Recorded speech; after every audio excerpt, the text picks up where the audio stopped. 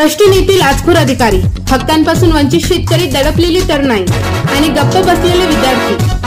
पण आता आवाज उठवणार, प्रश्न विचारले जाणार आणि सत्य समोर येणार। हे आहे सह्याद्री माझा, बातमी नाही, ही आहे जनतेची लढाई। शिवसेना उद्धव बाळासाहेब ठाकरे पक्षाचे युवासेना जिल्हा प्रमुख अंकुश पाटील कावटकर यांच्या नेतृत्वात झालेल्या आंदोलनाला तात्काळ यश मिळालेले आहे। दर्यापूर शहरातील कृषी केंद्रात लपून ठेवलेले अजित 155 आणि अजित 105 या बियाण्याचा साठा अखेर शेतकऱ्यांना वाटपासाठी खुला करण्यात आला।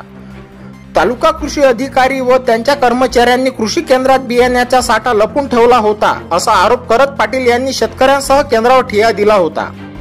आंदोलनाचा परिणाम म्हणून प्रशासनाला तात्काळ कारवाई करावी लागली आणि बियाण्याचे वाटप सुरू करण्यात आले। शेतकऱ्यांनी आंदोलनाचे आणि युवा सेनेच्या पाठपुराव्याचे कौतुक केले असून त्यामुळे प्रशासनावर दबाव निर्माण झाल्याचे स्पष्ट झाले आहे।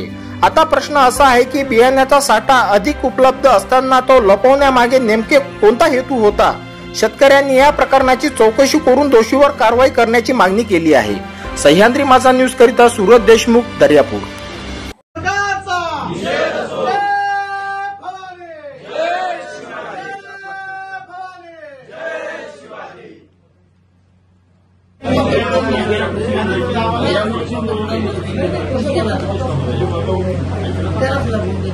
कॉन्टॅक्ट नंबर द्या मला।